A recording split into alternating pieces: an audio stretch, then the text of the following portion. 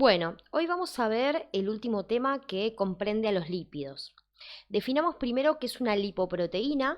¿Se acuerdan que el cuatrimestre pasado, cuando vimos proteínas, hablábamos de proteínas conjugadas, que eran proteínas con algo más?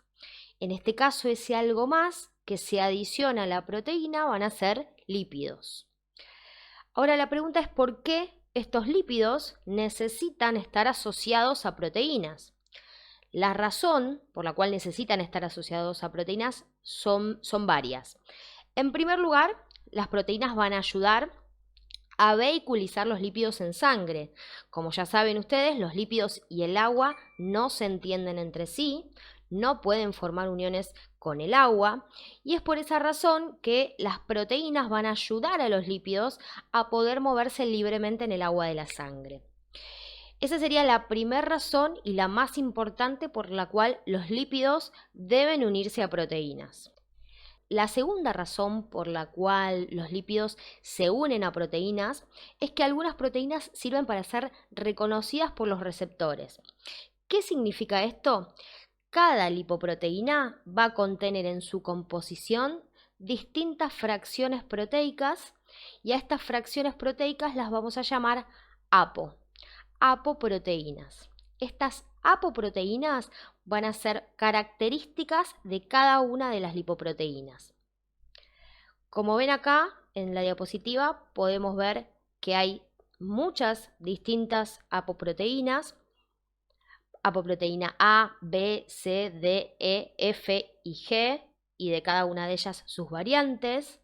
Nosotros vamos a ver solamente algunas de ellas, las que cumplan un papel más importante, es decir, que cada lipoproteína va a contener una o varias apoproteínas que la van a caracterizar y le van a permitir que sea reconocida por distintos receptores de membrana. La tercera razón por la cual los lípidos se unen a proteínas y forman lipoproteínas es que también actúan como cofactor de algunas enzimas. Dentro de un rato vamos a ver qué apo puntualmente sirve para cada función específica que se deba realizar. Les adelanto, por ejemplo, que la ApoC2, esta que ven por acá, la ApoC2, esta que les señalo con el puntero, va a ser cofactor, va a activar a una enzima que es la lipoproteína lipasa. Entonces, repasemos las razones por las cuales los lípidos se unen a proteínas. En primer lugar, para poder vehiculizarse en la sangre y para poder ser transportadas allí. También se van a unir a proteínas para ser reconocidas por sus receptores. Y por último, en algunos casos, alguna que otra apoproteína, como les ponía el ejemplo recién de la ApoC2, sirven para activar enzimas específicas. Ahora en un rato lo vamos a ver, solamente se los adelanto. Las lipoproteínas se van a clasificar según su densidad y sus nombres se deben también a esa clasificación. Cuando hablamos de densidad hacemos referencia a la relación entre la masa y el volumen de esa lipoproteína y a la vez la densidad va a depender de la composición de esa lipoproteína. Por ejemplo, una lipoproteína que esté formada con mayor contenido de grasa va a ser menos densa, mientras que las lipoproteínas que tengan mayor contenido proteico van a ser más densas. La menos densa de todas las lipoproteínas va a ser el kilomicrón. Ya hemos hablado de él, es el encargado de transportar los lípidos que vienen de dieta, los lípidos de origen exógeno. Luego del kilomicrón viene el VLDL, lipoproteína de muy baja densidad. Esta lipoproteína va a nacer en el hígado y se va a ir transformando a lo largo de la circulación, a lo largo de su pasaje por sangre. Luego de la VLDL va a venir la IDL, que es la transformación de esa VLDL en otra cosa. La IDL es lipoproteína de densidad intermedia.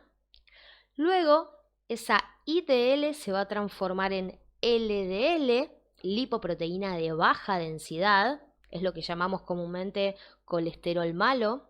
Ese apodo se lo ganó debido a que la lipoproteína LDL es la que va cediendo colesterol a lo largo de la circulación en sangre. Vamos a ver que no es tan malo como parece, de hecho es necesario. La LDL es la lipoproteína que va cediendo colesterol en aquellos tejidos que lo requieren, como por ejemplo la piel para la fabricación de previtamina D, por ejemplo las gónadas para la fabricación de hormonas, las glándulas suprarrenales. Es necesaria, el problema está cuando hay un aumento por encima de los niveles normales. Ahí es donde comenzamos a tener problemas con la acumulación de esta lipoproteína. Y por último tenemos a la lipoproteína de alta densidad, que es la HDL, que también la conocemos como colesterol bueno, en este caso, la buena de la película, por así decirlo. Y esto se debe a su función, que es la de transportar, hacer un transporte reverso del colesterol. ¿Qué significa esto? Que a diferencia de la LDL, la HDL lo que hace es el camino inverso al anterior. Va recogiendo el colesterol y lo lleva de regreso al hígado. Por eso se ganó el apodo de colesterol bueno. Ahora en un ratito igual vamos a desarrollar cada uno de los circuitos que recorre cada una de estas lipoproteínas a lo largo del organismo. En esta diapositiva vemos cómo es el esquema de una lipoproteína por dentro y cómo está formada. Podríamos decir que la estructura es muy similar a la de una micela, si lo observamos bien. En su superficie podemos observar a los fosfolípidos con las cabecitas polares mirando hacia el exterior y con las colas apolares apuntando hacia adentro de lo que sería la lipoproteína. Luego, todo lo que es apolar, todo lo que es hidrofóbico, va a estar escondido en el interior de la lipoproteína. Por ejemplo, los triglicéridos, por ejemplo, el colesterol esterificado, moléculas completamente apolares que se meten dentro de esta lipoproteína. Y en el caso del colesterol sin esterificar, también se va a encontrar en la capa exterior, como los fosfolípidos, con la cabecita polar hacia afuera y el resto del cuerpo escondido en el interior de lo que sería la lipoproteína, por ser, obviamente, tener esa propiedad de ser anfipático. Con respecto a la apoproteína, la parte proteica de esta lipoproteína, podemos tener dos tipos. Esto es algo similar a lo que vimos cuando repasamos cómo se formaba la bicapa lipídica de las membranas. ¿Se acuerdan que decíamos que teníamos proteínas de tipo integrales que estaban insertadas por completo en la bicapa? Eso es muy similar a lo que vemos acá, están de la misma forma como proteínas integrales. Y por otro lado teníamos a las proteínas periféricas que se encontraban adheridas de forma superficial en la periferia, como podemos ver en este caso las apos periféricas, que son la C y la E. En el caso de las integrales hablamos de la apoproteína A y la apoproteína de tipo B. ¿Por qué es importante remarcar esta diferencia entre las dos? Porque van a ver que algunas apoproteínas se pueden ceder a otras lipoproteínas y hay otras que no lo pueden hacer. Solo las ApoC y las ApoE van a poder ser dadas a otras lipoproteínas que lo requieran, mientras que las ApoA y las ApoB, al ser integrales y estar completamente insertadas en la capa de fosfolípidos, no van a poder ser cedidas, es decir, que van a nacer y van a morir con la lipoproteína propia en la cual nacieron. Acá podemos ver en cada uno de estos gráficos cómo están compuestas cada una de estas lipoproteínas que vamos a ver hoy y el porcentaje en cuanto a su composición. Empezamos por el kilomicrón, el menos denso de todos los que vamos a ver hoy, el más liviano. Nosotros ya sabemos que el kilomicrón nace en el intestino, dentro del enterocito, y lleva en su interior lípidos de origen exógeno, lípidos provenientes de la dieta. Lo que predomina en este caso son los triacilglicéridos, un 90% de su composición es triglicérido, y con respecto a la sapo que contiene, a las APO que forman parte del kilomicrón, tiene a la APO B48, a la APO C2 y a la APO E como parte de su formación. De estas tres APOs que vimos, la APO B48, que es proteína integral, es la única que es propia del kilomicrón. Es la que va a nacer y va a morir con el kilomicrón. En cuanto a la APO C2 y a la APO E, son APOs que el kilomicrón fue ganando a lo largo de la circulación sanguínea. Lo vamos a ver en un rato, pero sepan que el kilomicrón tiene como apoproteína propia solamente la B48, la C2 y la E fue cedida en su momento por la HDL. Ya lo vamos a ver, solamente se los adelanto. Con respecto a la VLDL, dijimos también que era una lipoproteína de muy baja densidad, porque fíjense, tiene gran porcentaje de lípidos, gran porcentaje de triacilglicéridos, un 60% de la lipoproteína está formada por triacilglicéridos, pero a diferencia del kilomicrón, esta lipoproteína nace en el hígado. Por lo tanto, los triglicéridos que forman parte de la VLDL van a ser de origen endógeno. Los triglicéridos sintetizados por el propio hígado que van a salir dentro de esta lipoproteína a sangre. Son los que decíamos que eran lípidos de exportación, que no quedaban dentro del hígado, sino que salían a la circulación. Esos lípidos que se sintetizaron dentro del hígado van a viajar en sangre dentro de la VLDL. Además de tener un 60% de triglicéridos, también tiene cantidades suficientes de colesterol, un 20% aproximado, fosfolípidos obviamente y las APO. ¿Cuáles son sus APO en este caso? En primer lugar, como APO integral va a contar con la APO B100, es como dijimos recién, por ser integral es propia, nace y muere con el VLDL. Y las otras dos, la C2 y la E, las va a adquirir en la circulación, al igual que el kilomicrón. Se las va a ceder el HDL. Luego tenemos al LDL, que tiene una particularidad diferente al resto. El LDL no nace en ningún tejido. El LDL es producto de la degradación del anterior, es producto de la degradación del VLDL, que luego de salir del hígado va a sufrir algunos cambios. Le van a pasar cosas y esas cosas que le van a pasar lo van a terminar transformando en LDL. En cuanto a su composición, va a predominar el colesterol. Si ven en pantalla, un 50% de su composición es colesterol. Y también van a tener algo de triacilglicéridos y fosfolípidos, por supuesto. En cuanto a las APO que lo componen, la propia va a ser la APO B100. Recuerden que el LDL es producto del VLDL, o sea que comparten la misma APO. Esa no la pierden, la siguen conservando. Y es por eso que tienen la misma APO integral. Y además va a contar con la APOE, que como ya saben es periférica y la adquiere también en la circulación, en el recorrido que hace a lo largo de la sangre.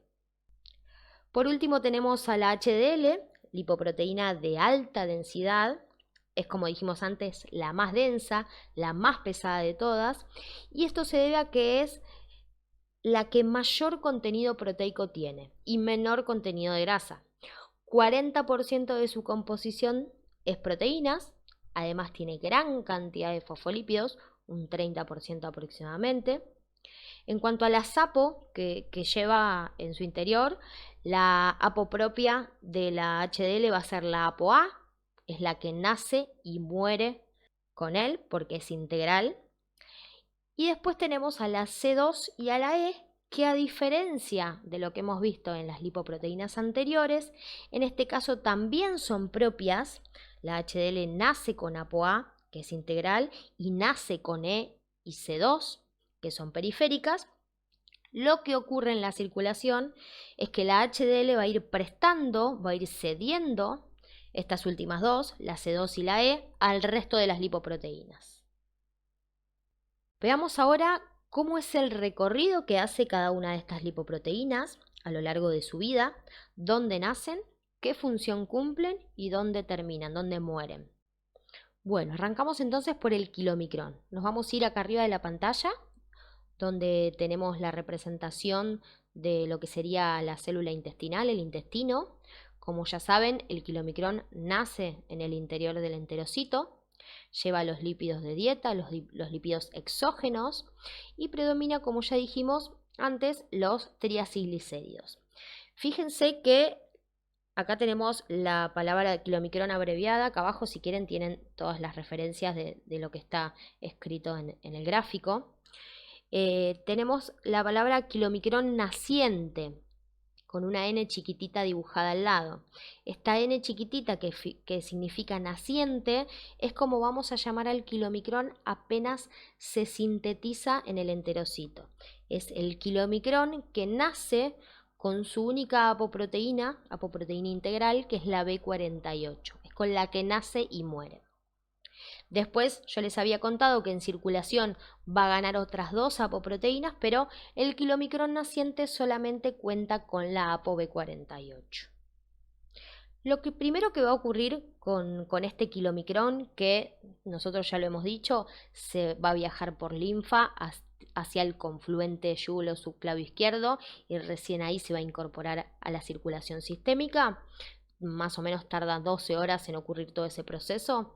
Lo primero que va a ocurrir con el kilomicrón naciente al ingresar a la sangre es que se va a encontrar con la primera lipoproteína.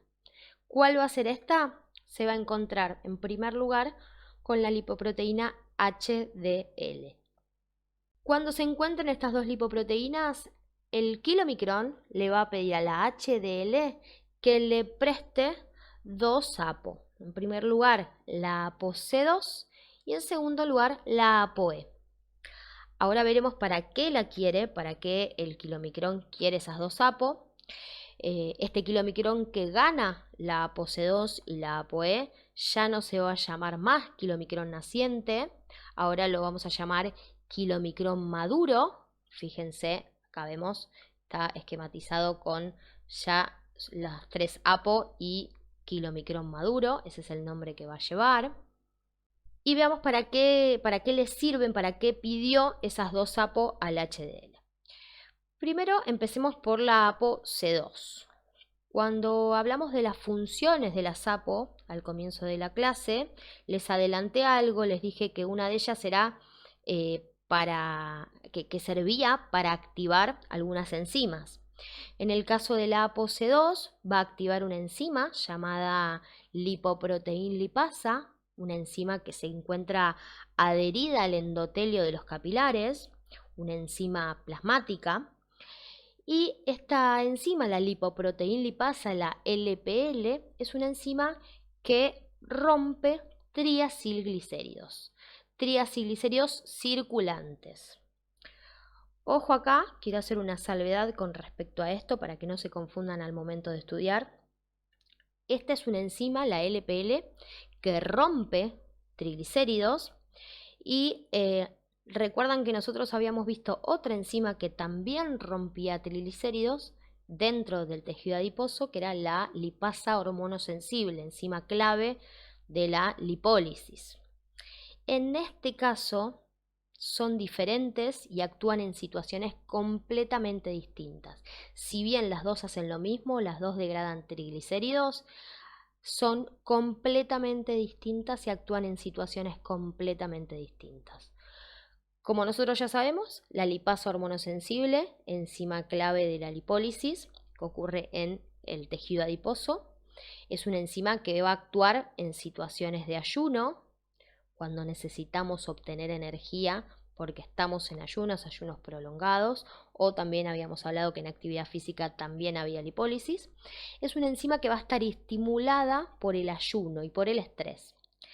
En el caso de esta, de la LPL, de la lipoproteína lipasa, es una enzima que va a estar activa en situaciones de saciedad. Piensen que nosotros acá estamos degradando sustratos que acabamos de comer. Entonces van a actuar en dos situaciones completamente distintas, a no confundirse.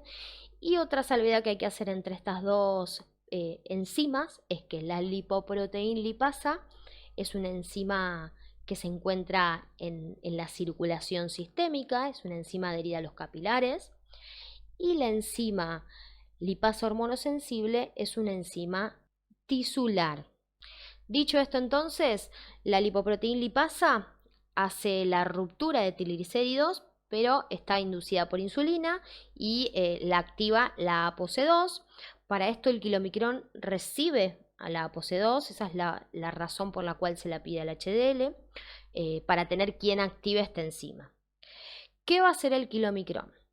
Luego de la acción de la lipoproteína lipasa sobre los triglicéridos del kilomicrón, se va a quedar mucho más chiquito, se va a achicar en tamaño porque va a perder todos esos triglicéridos que ya se hidrolizaron y se va a ir desinflando porque obviamente ya se sacó de encima muchos de los triglicéridos. A este kilomicrón que ya se sacó de encima todos los triglicéridos y en el cual ya actuó la lipoproteína lipasa, lo voy a llamar kilomicrón remanente o kilomicrón residual. Por eso está representado con la letra R. ¿Ven el nombre? Kilomicrón residual. Fíjense en pantalla que si vemos el dibujo del kilomicrón remanente, además de tener menor concentración de triglicéridos, porque obviamente intervino la lipoproteína lipasa, tampoco tiene la ApoC2. ¿Y por qué es esto? Porque luego de que actuó la lipoproteína lipasa y rompió todos los triglicéridos, la ApoC2 se devuelve al HDL. La HDL que es quien me había prestado esta APO al comienzo. Luego de utilizarla, como ya no la necesito, la devuelvo. Con la que sí me voy a quedar es con la ApoE, que también me la había cedido el HDL, y también me voy a quedar con la propia, la integral que ya habíamos dicho, que es la ApoB48.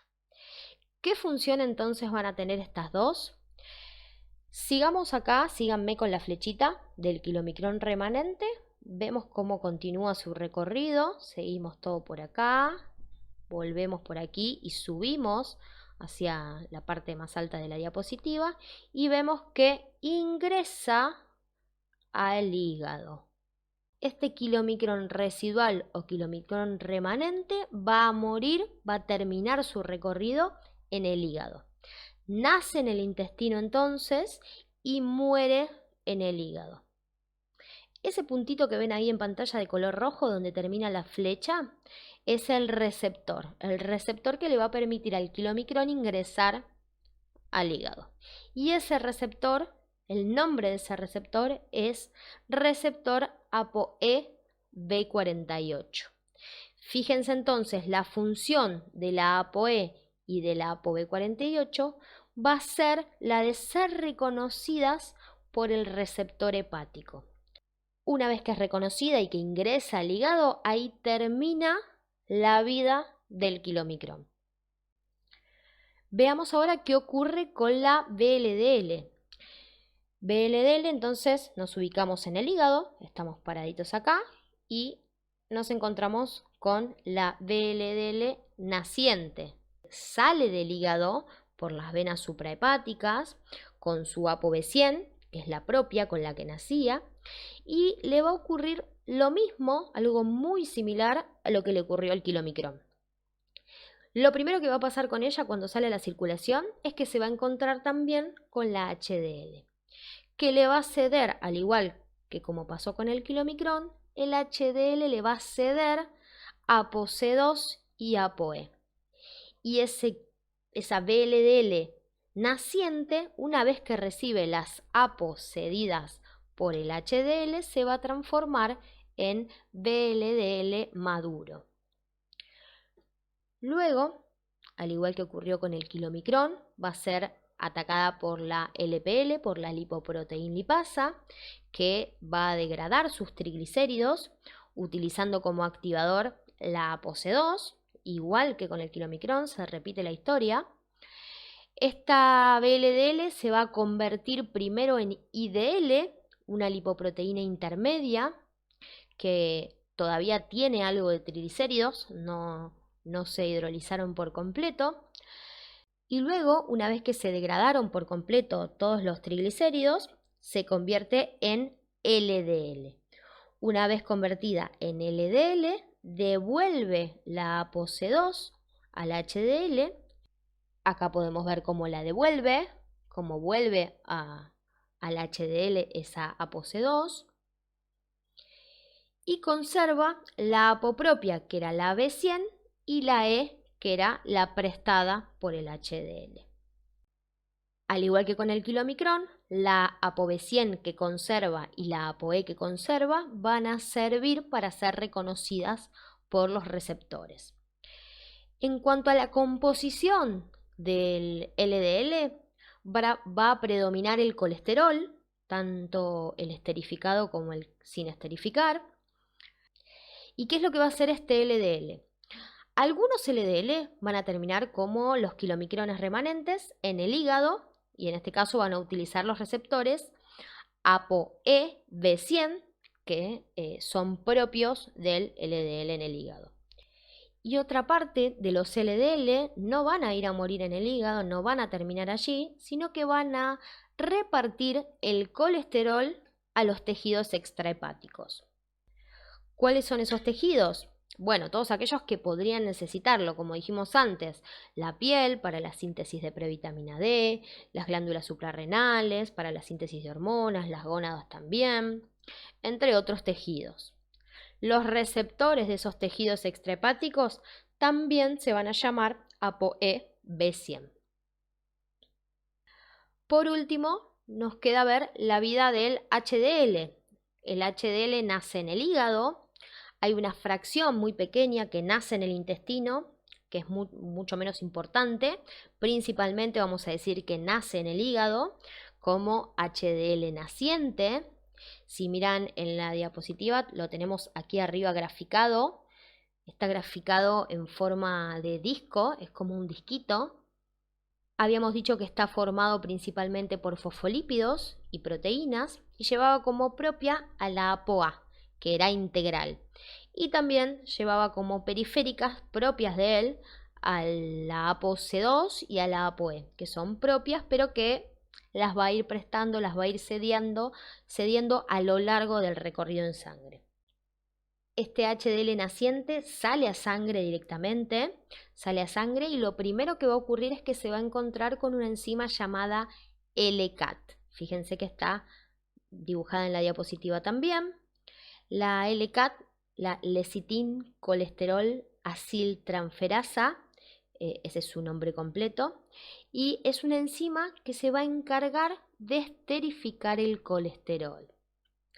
Ahora, ¿de dónde sale ese colesterol para esterificar? Bueno, el HDL, que dijimos era un disco chatito, como pareciera un disco aplastado, como una tapita, predominantemente formado por proteínas y por fosfolípidos, su función va a ser la de ir juntando colesterol de los tejidos extrahepáticos. Así como el LDL repartía colesterol, en el caso del HDL se va a encargar de recoger ese colesterol que se encuentra en exceso en los tejidos. Si el LDL repartió de más colesterol, luego va a pasar el HDL y va a recoger lo que haya quedado sin utilizar. De esa forma el HDL, que antes era un disquito, se fue llenando y se fue transformando en una esfera que lleva en su interior colesterol esterificado que fue recogiendo, vuelvo a decir, de los tejidos. Para que ese colesterol que recoge de los tejidos se pueda guardar en el interior de la lipoproteína, en el interior de la HDL, tiene que estar esterificado, porque tiene que ser completamente apolar. ¿Quién es la encargada de esterificar ese colesterol? Es la enzima que nombramos recién, la LCAT.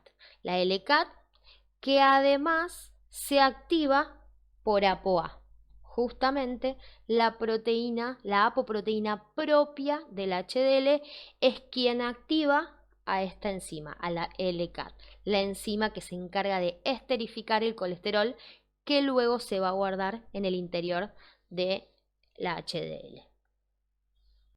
Luego viene lo que ya hemos visto, por un lado que se cruza con el kilomicrón y con el VLDL y le cede la ApoC2 y la ApoE. Y nos resta ver cómo es que muere el HDL, dónde es que termina el HDL. El final del HDL es cuando lleva todo su contenido de colesterol, todo lo que fue recogiendo a lo largo de los tejidos, lo lleva hacia el hígado y es allí donde muere la lipoproteína LDL, donde termina su recorrido. Como dice el dicho, todos los caminos conducen a Roma. Siempre terminamos en el hígado, siempre el hígado es el órgano que se encarga de transformar el colesterol, es el que se encarga de recibirlo y el que termina luego utilizándolo o buscando vías de escape para este colesterol y vías de eliminación para este colesterol. El receptor hepático de la HDL se va a llamar ApoC2. Ahora que ya conocemos cuál es la función del HDL, podemos imaginarnos por qué se lo llama colesterol bueno. En primer lugar, porque va recogiendo colesterol de los tejidos, el colesterol que está en exceso. Es como decir que va recogiendo la basura que va quedando en los tejidos. Y por otro lado, es que también va repartiendo, prestando apos a las demás lipoproteínas para que puedan cumplir sus diferentes funciones. Por eso se gana también el apodo de colesterol bueno. Y el LDL lo llamamos colesterol malo, no porque sea malo en sí, sino porque su exceso es perjudicial para el organismo. Si yo reparto de más colesterol a los tejidos que no lo necesitan, ese colesterol va a comenzar a depositarse en lugares que no quiero y podría llegar a generar enfermedades, como por ejemplo la enfermedad que conocemos con el nombre de ateroesclerosis. Ahora en un rato lo vamos a desarrollar en detalle, pero solamente quédense con eso. En esta diapositiva tenemos a modo de resumen lo que acabamos de ver en el gráfico anterior. Lo podemos dividir en dos. Por un lado, en lo que sería el ciclo exógeno, el camino que siguen los lípidos que ingerimos por dieta. Y por otro lado tenemos el camino que siguen los lípidos de síntesis endógena. En el ciclo exógeno partimos, como les digo, de lo que serían los lípidos de dieta, que son introducidos dentro del kilomicrón. De ahí viajan por linfa hasta el confluente yúgulo subclavio izquierdo y luego se incorporan a la circulación sistémica. Allí los triglicéridos que lo componen son atacados por la lipoproteína lipasa, que hidroliza los triacilglicéridos en ácidos grasos y glicerol, y luego el kilomicrón remanente moría en el hígado, también lo habíamos explicado, y en hígado el colesterol contenido dentro de ese kilomicrón remanente puede ser utilizado para la síntesis, por ejemplo, de ácidos y sales biliares o puede ser excretado a través de la bilis. Con respecto al ciclo endógeno, por un lado tenemos la vida del VLDL, que lleva triglicéridos de síntesis hepática, sale a la sangre a través de las venas suprahepáticas, es atacado apenas sale por la LPL, al igual que el kilomicrón, luego se transforma en IDL y luego en LDL. Este LDL, una parte puede ir al hígado y morir allí, y otra parte puede repartirse a los tejidos que requieran de colesterol. En cuanto a la vida del HDL, arranca como un disquito, decíamos, que iba recorriendo los tejidos, recogiendo colesterol en exceso, se iba llenando de colesterol esterificado. Luego de recoger el colesterol, el HDL moría en el hígado y ese colesterol podía tener el mismo destino que el colesterol del ciclo exógeno. Podía ir al hígado y transformarse en ácidos y sales biliares o podía ser excretado a través de la bilis. Además, el HDL en su recorrido se encontraba con el kilomicrón y con el VLDL y le cedía las ApoE y las ApoC2. Esto sería una especie de resumen de lo que acabamos de ver en la diapositiva anterior con el gráfico de los recorridos de las distintas lipoproteínas. Acá podemos ver qué es lo que ocurre con el kilomicrón remanente. Es como ir más al detalle de lo que acabamos de explicar, no hay mucha info nueva en esta diapositiva, simplemente remarcar los puntos importantes. Podemos ver entonces cómo el kilomicrón remanente, cuando llega al hígado, va a ingresar gracias a los receptores ApoE B48. Una vez dentro, el colesterol puede ser esterificado a través de una enzima llamada ACAT, En la siguiente diapo vemos cómo actúa esa enzima, pero les adelanto que es una enzima que esterifica el colesterol y este va a quedar depositado en el interior del hígado. A su vez, este colesterol cumple con la función de regulación, ya lo hemos visto cuando hablamos de síntesis de colesterol. El colesterol va a inhibir alostéricamente por producto a la síntesis de colesterol y también decíamos que el propio colesterol en exceso reprimía genéticamente la síntesis de nuevas enzimas. Acuérdense que cuando hablábamos de regulación de colesterol hablábamos de 4 mecanismos distintos de regulación. Los 2 que ya conocemos, que ya vemos en todas las vías, que son regulación covalente y regulación alostérica, y agregábamos la regulación genética y la regulación competitiva por fármaco. Eso recuérdenlo para el examen. Simplemente se los retomo el tema acá para que lo recuerden. Acá aparecen las 2 enzimas que les nombré recién, que son la ACAT, que esterifica el colesterol dentro del hígado, lo que veíamos recién, y la otra enzima que aparece es la LCAT, que dijimos cuando vimos el gráfico, que esterificaba el colesterol, que luego se escondía, se metía dentro de la lipoproteína HDL. ¿Por qué los vemos juntos acá en esta diapositiva? Porque justamente estas 2 enzimas son isoenzimas. Las 2 tienen la misma función, que es la de esterificar el colesterol, pero lo realizan en distinto lugar. La LCAT, como ya dijimos, es una enzima plasmática, mientras que la ACAT es una enzima tisular. La ACAT se encarga de esterificar el colesterol dentro del hígado y sus siglas significan acilcolesterol, aciltransferasa. Significa que transfiere un ácido graso, al colesterol. Este ácido graso lo saco de un ácido graso activado, un acil-CoA. No importa qué ácido graso sea, siempre y cuando esté activado. En cambio, la LCAT también transfiere un ácido graso al colesterol para esterificarlo, pero no lo hace con cualquier ácido graso. Sus siglas significan lecitin-colesterol aciltransferasa. ¿Qué significa esto? Que el ácido graso con el cual voy a esterificar al colesterol se lo voy a pedir a una lecitina. Como ustedes ya saben, la lecitina es un fosfolípido. Lo que hace esta enzima es cortarle un ácido graso a la lecitina y se lo transfiere al colesterol. Lo que queda como resultado es un lisofosfolípido, porque le cortamos una patita al fosfolípido, a la lecitina, queda lisolecitina y por otro lado queda el colesterol esterificado. Otra diferencia para marcar importante entre estas 2 enzimas es quién las activa. Por un lado, a la LCAT la va a activar la ApoA, como ya lo hemos visto, la ApoA que es apointegral y propia de la HDL, y con respecto a la ACAT, quien la va a activar va a ser el propio colesterol. La sola presencia de colesterol le va a decir a la enzima que se active y que actúe.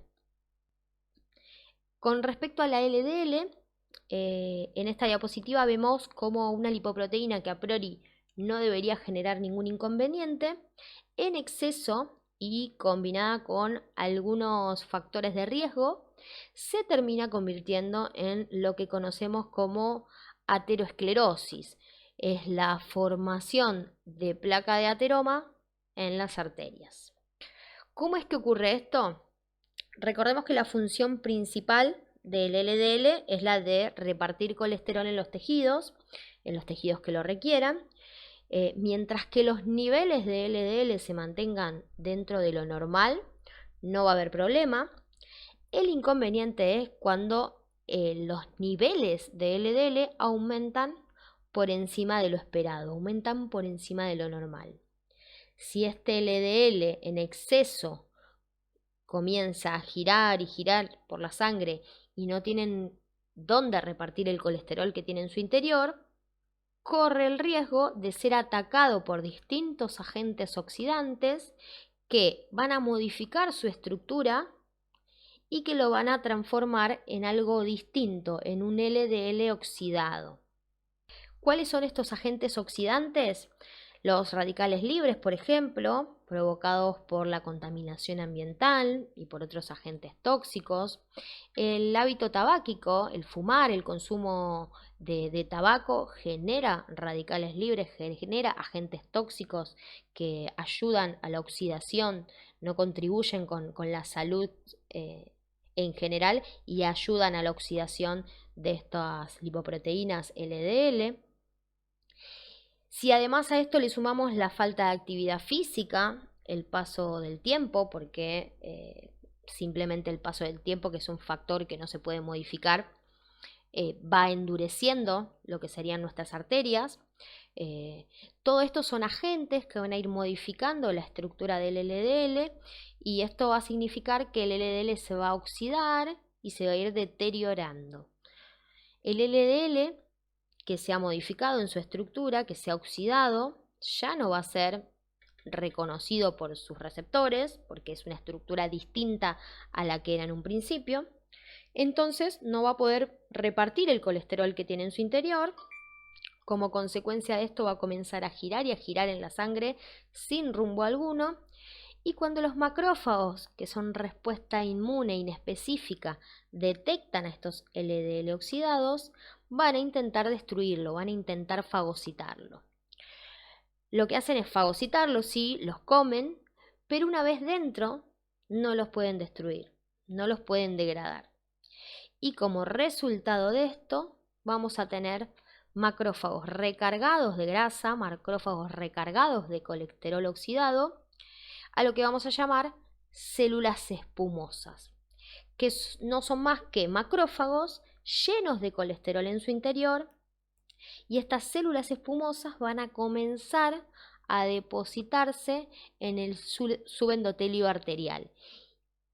Y esa formación de células espumosas, producto del ataque de los macrófagos, de esa respuesta inespecífica, va a ser el punto de partida para la formación después de lo que llamamos placa de ateroma.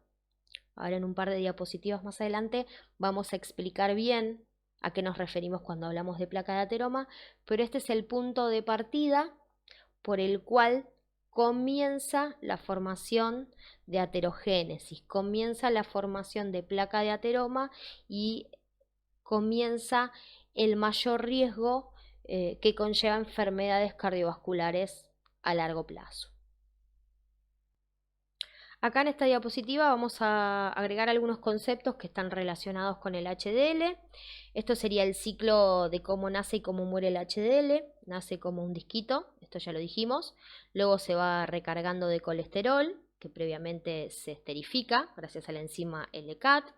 Una vez esterificado, se va a guardar en el interior de la lipoproteína y luego va a morir, se lo va a llevar al hígado y es donde muere la lipoproteína HDL.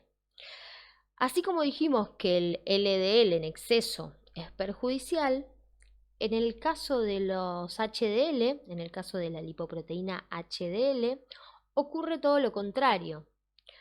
Cuanto más HDL tenga circulando en sangre, va a ser mejor. Porque justamente el HDL es quien va a recoger el colesterol en exceso y va a evitar que ese colesterol en exceso luego se degrade, se oxide y termine generando la formación de esas placas de ateroma. ¿Qué factores entonces van a contribuir a aumentar los niveles de HDL, que es lo que yo quiero idealmente? En primer lugar, está demostrado que la actividad física, el ejercicio aeróbico practicado de manera regular, aumenta la síntesis de HDL. Ese es el primer factor fundamental para el aumento del HDL. Y además de la actividad física, hace un tiempo se creía que el consumo de forma moderada de alcohol iba a contribuir con la síntesis de ApoA. En verdad, lo que estimula la síntesis de ApoA no es el alcohol en sí, sino que son los flavonoides que forman parte del vino, que están presentes en el vino. De ahí es que surge, no sé si lo han escuchado, que tomarse un vasito de vino por día contribuye a la salud cardiovascular. En realidad, esto no es tan así. Con el tiempo se demostró, y nosotros ya lo hemos visto, que el consumo de alcohol en realidad contribuye a la síntesis hepática de triglicéridos, tanto así como el consumo excesivo de azúcares refinados. En consecuencia de esto, si yo aumento la síntesis de triglicéridos hepáticos, voy a aumentar también la síntesis de VLDL para poder sacar esos lípidos de adentro del hígado. Y obviamente, si yo aumento la síntesis de VLDL, ese VLDL en circulación después se va a transformar en LDL. Entonces, lo que se creía en un momento que era saludable porque estimulaba la síntesis de ApoA y en consecuencia estimulaba la síntesis de HDL, hoy en día está demostrado de que no es así. Lo único que está demostrado que sí realmente aumenta la concentración de HDL, la síntesis de HDL, es la actividad física aeróbica practicada de forma regular. Eso sí está comprobado que ayuda al aumento de la síntesis de HDL, y eso lo pueden ver en cualquier análisis de laboratorio de cualquier paciente que comience con estos cambios en el estilo de vida, que comience con una actividad de este tipo. A los pocos meses ya se puede ver reflejado en el análisis de laboratorio cómo aumenta el HDL debido al ejercicio. Es algo realmente muy notorio y que el día de mañana en la clínica ustedes lo pueden visualizar ustedes mismos. Bueno, acá tenemos lo que llamamos enfermedades del metabolismo de las lipoproteínas. Cuando hablamos de enfermedades relacionadas con el metabolismo de las lipoproteínas, las llamamos dislipemias, y esta dislipemia es la alteración por encima de los niveles normales de lípidos en sangre. Cuando hablamos de lípidos en sangre, hablamos tanto de triglicéridos como de colesterol. Estas dislipemias se pueden clasificar en dos. Tenemos las primarias o congénitas, que son las que vemos acá en pantalla, y por otro lado tenemos las adquiridas o secundarias. Estas adquiridas o secundarias son las que son provocadas por factores de riesgo como la obesidad, el consumo de alcohol, el sedentarismo, la insulinoresistencia, el consumo de azúcares simples elevado. La más común de las dislipemias y con las que más se van a encontrar comúnmente en el consultorio va a ser con las de tipo secundarias, estas que son dislipemias que comúnmente pueden resolverse con dieta y con cambios en el estilo de vida. Todas estas que vemos acá, las que tenemos en pantalla, son de tipo congénitas. En este caso no van a ser suficientes los cambios en el estilo de vida ni en la dieta, y sí o sí van a tener que ser necesaria la administración de fármacos para poder disminuir los niveles de lípidos en sangre en estos casos. Ejemplos de fármacos, ya algo hemos hablado. Las estatinas son ejemplos de fármacos para disminuir los niveles de colesterol, y en cuanto a los niveles de triglicéridos, se usan los fibratos, que es otro fármaco que también se suele utilizar en el caso de las dislipemias. La primera de la lista es la hipercolesterolemia familiar.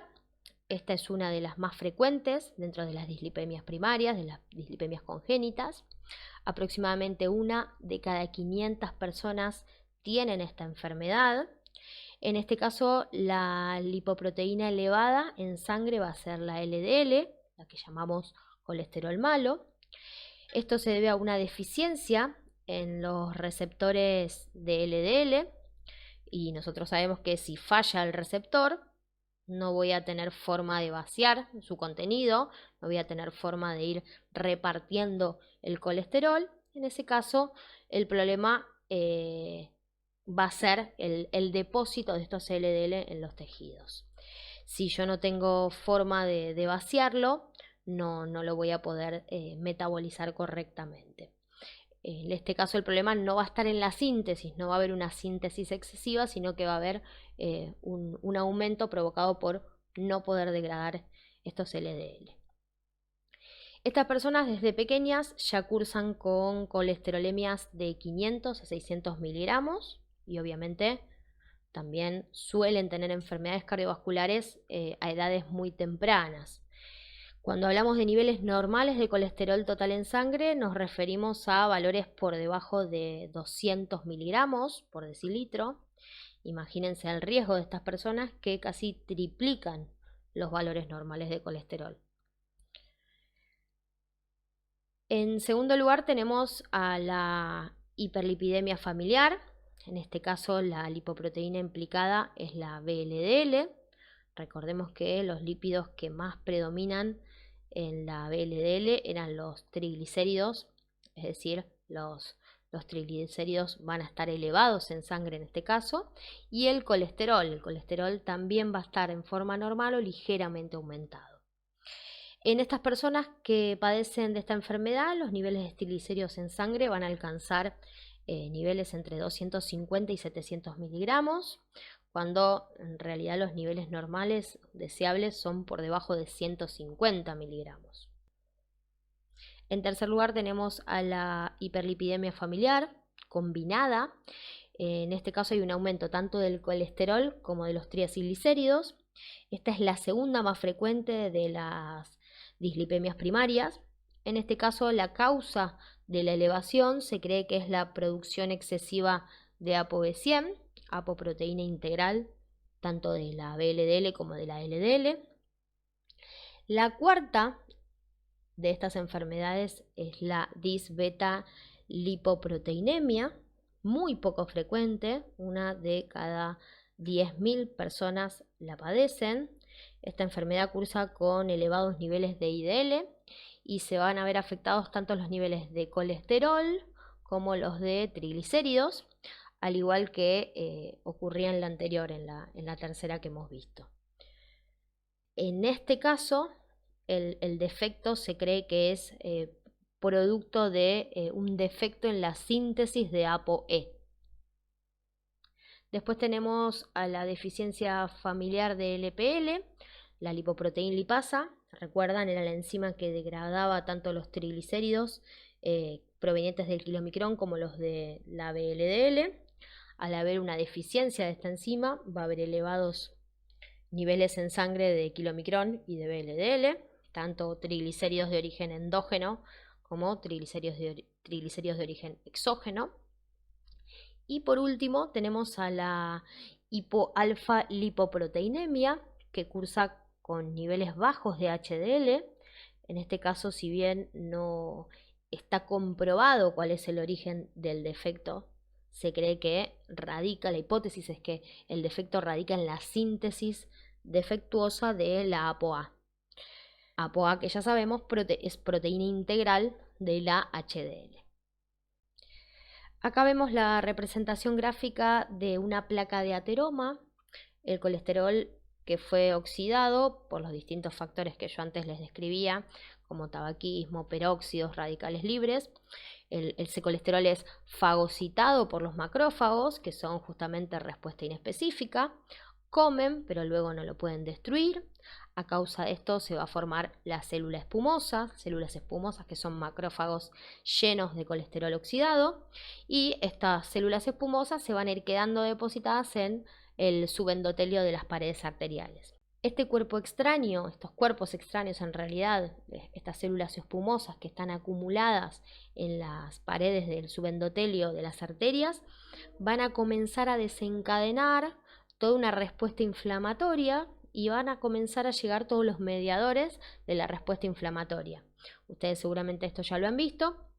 Van a empezar a llegar las prostaglandinas, el calcio, los fibroblastos, los eosinófilos, leucotrienos, tromboxanos, interleuquinas, factores de crecimiento y todo lo que tiene que ver con la respuesta inflamatoria. Todo esto aumenta aún más el volumen y forman lo que se llama la placa de ateroma, toda una respuesta inflamatoria generada alrededor de estas células espumosas. A esta formación de la placa de ateroma, o también se lo llama casquete fibroso, se la conoce con el nombre de ateroesclerosis.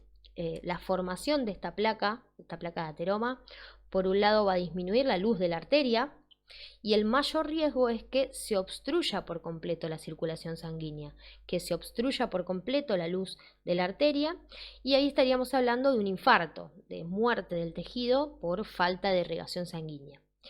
Y por otro lado, el otro riesgo que corre este tipo de formaciones de placa de ateroma es que algo de esta placa se desprenda y comience a viajar por sangre.